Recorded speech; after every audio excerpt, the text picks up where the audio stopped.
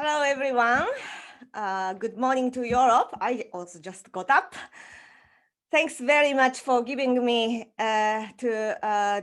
this time to present this talk. Also, I'm sorry for the news about New South Wales about the corona breakout. I'm very sorry for, in particular, organizers about this, but hope you can enjoy this talk remotely. So I'm showing here the new simulation of Milky Way type galaxies. On the right, you can see disk is now growing. On the left, on the other hand, you see quite a lot of activities ongoing. That's a larger scale view. So Milky Way, main component, it has been formed already on the right. The bulge in particular formed at very high redshift by assembly of small gas-rich galaxies. And disk has grown from inside out. And then in several years, we have seen already the disk structures. But on the left, you see still small galaxies keep on accreting because I am using cosmological initial condition. So this interaction with small galaxies is important, also annoying to me as well. So sometimes the nice disk structure I made can be also disturbed by this small merging event. So we would like to understand the formation of galaxies, but it's not easy because we don't know the key baryon physics such as star formation and feedback very well. However, once we form stars, we know now what will happen after that. We know now chemical enrichment very well. So therefore, if we use these information, metallicity and elemental abundance, we can use this information to look back the formation history of the galaxy. This is the approach we use called galactic archaeology. I've been updating my chemical evolution model using the very classical equations called one-zone model. Together with my close collaborator and friend over almost 10 years with many drinks, you can see in the picture, we try to update many things as much as possible in this new paper published last year. The most important thing is probably the last one. So we now have the latest yield of slow neutron capture elements together with combining to various R process size. We can now predict the evolution of all stable elements. Type 1a yields have also been updated in a separate paper. So this is a cartoon I draw for the press release, but actually in this paper, the postdoc was based in Japan, Shinchi Leon. He calculated two-dimensional hydro physics, hydro simulation, plus post-process nuclear synthesis. And then I constrained the progenitor model using my chemical evolution. So we considered both possibilities for 1A, single degenerate, that's the system that containing only one white dwarf that is likely to explode as Chandrasekhar explosion, that's a standard scenario. On the other hand, double degenerate also possible. That's a system containing two white dwarfs instead. But simulation shows that this system likely go to subchandrasekhar mass explosion, meaning the explosion mass is less than 1.4 solar mass. So these two scenarios have been debated for a long time, more than 20 years. But in the nuclear synthesis point of view, this both channels give a very different signature. So in the case of Chandrasekhar mass, the density at the explosion becomes high enough and temperature as well, so that it's possible to produce manganese as much as possible. While this double degenerate case, it's not easy.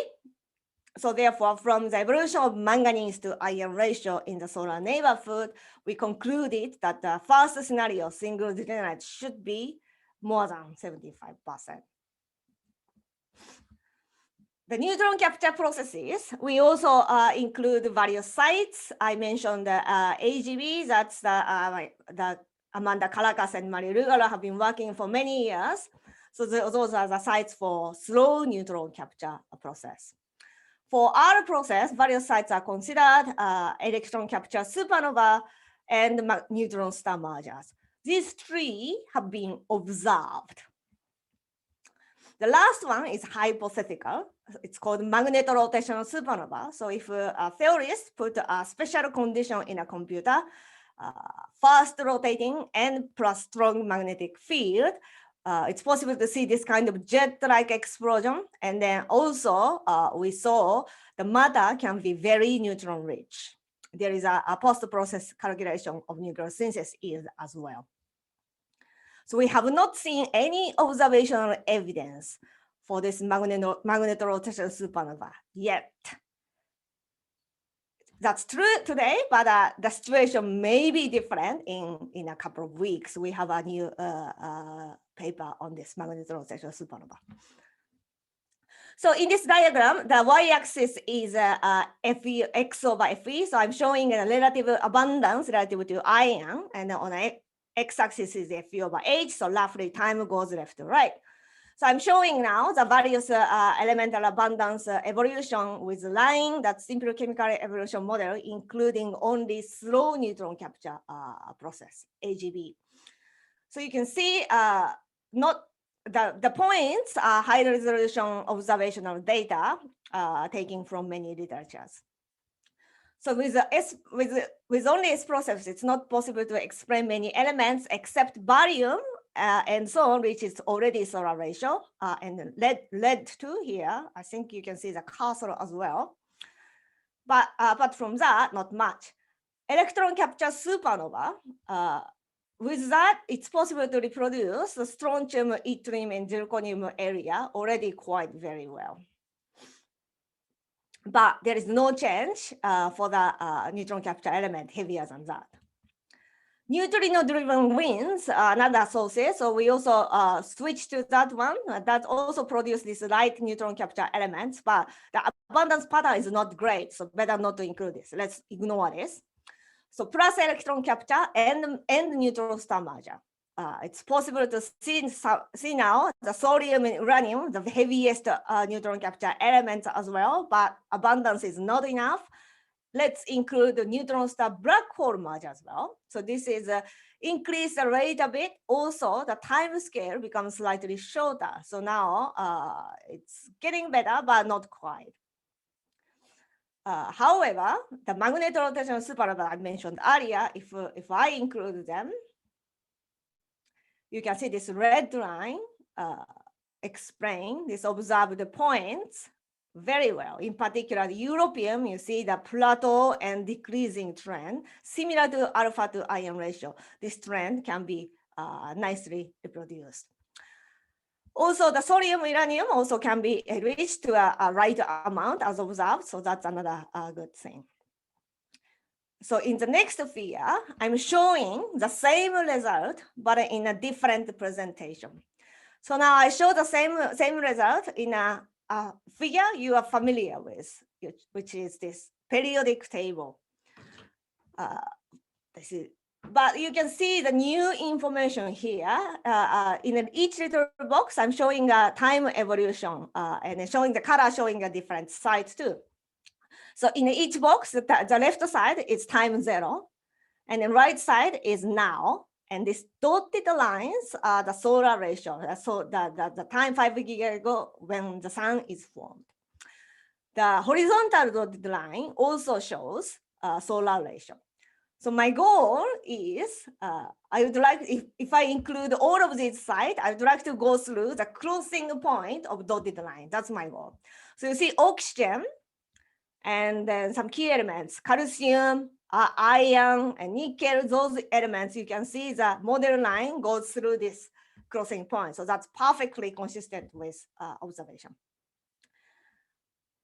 There are some mismatches, but I would like to note that this y-axis is in linear, not logarithmic. So even if you see some mismatch, it's actually only factor of 1.5 factor of 2 difference, not very large.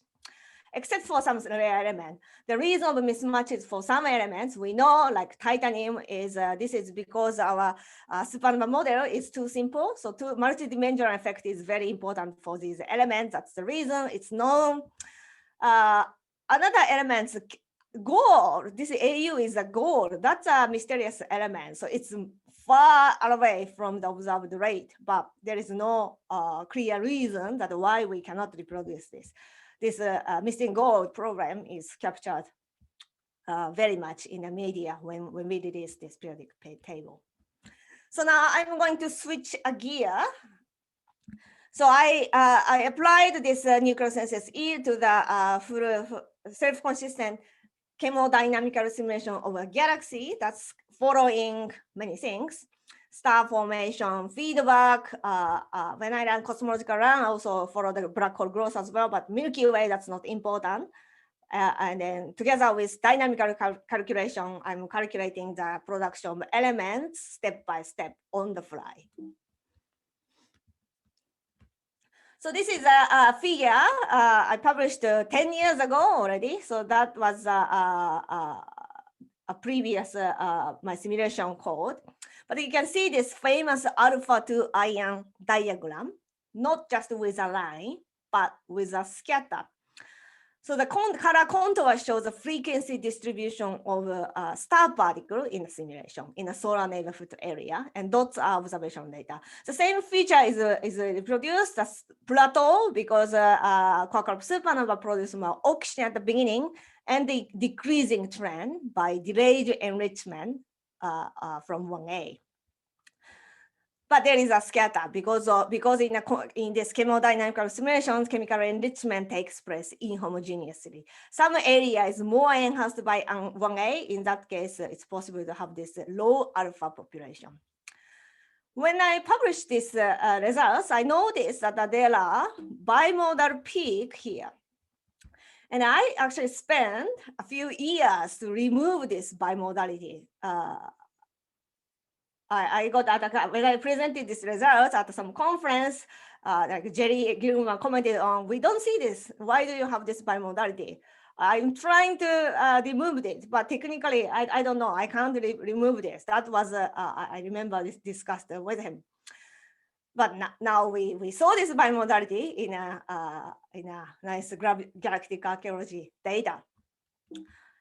Also low alpha sequence I mentioned earlier, that's also presented. I'm going to show the new version of this figure later. So in the same paper, I also showed there should be some bimodality also for other elements, sodium and so on.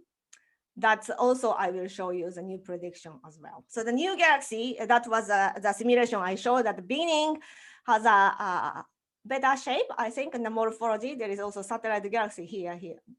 At the present day, also this is a bird galaxy too.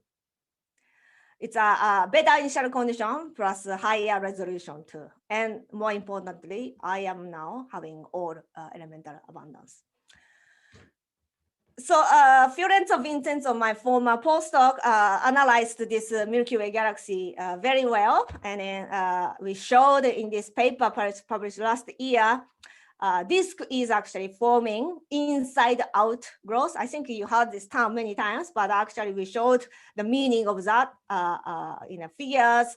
Also, we showed outflow occurs outside in opposite direction. And we identified gas flow as well. One is infall, gas is coming from above the plane.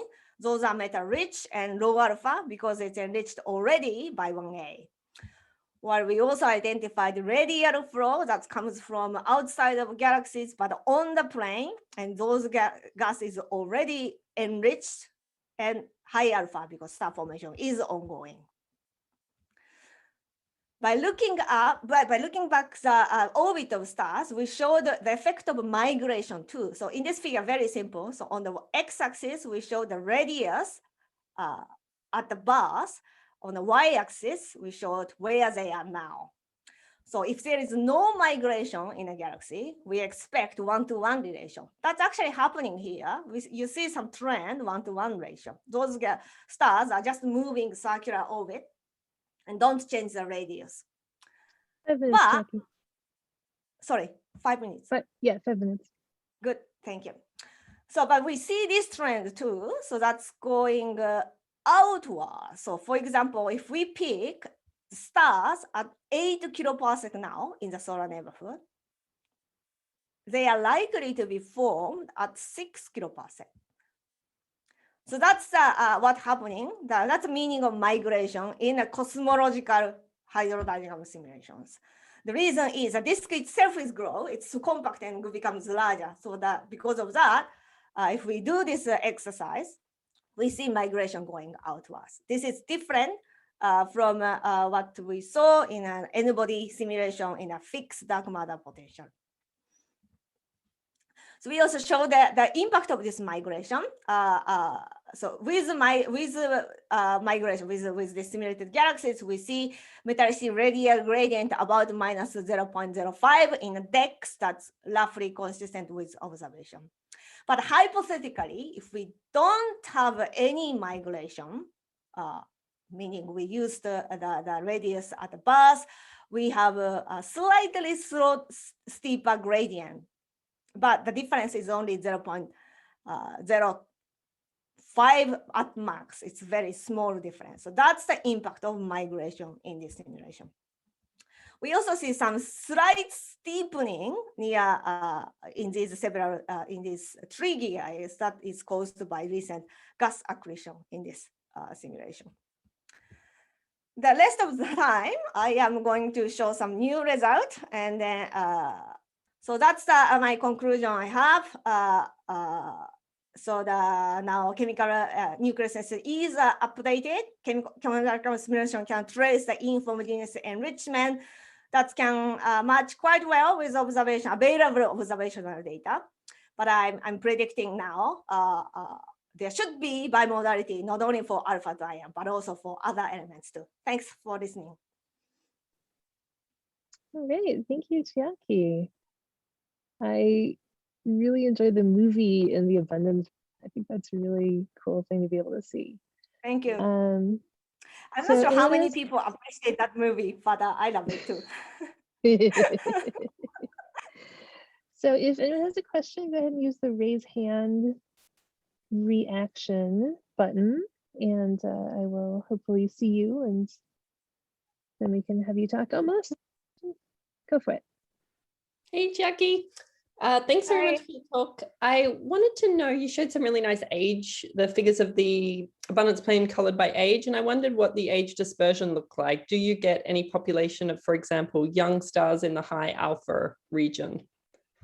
Yeah, in this presentation, it was clear. It was not clear. Yeah, there are a small number of stars, high alpha, young, high alpha stars, but small number. And often I see not in the solar neighborhood, but more in a different area, halo and also bulge too.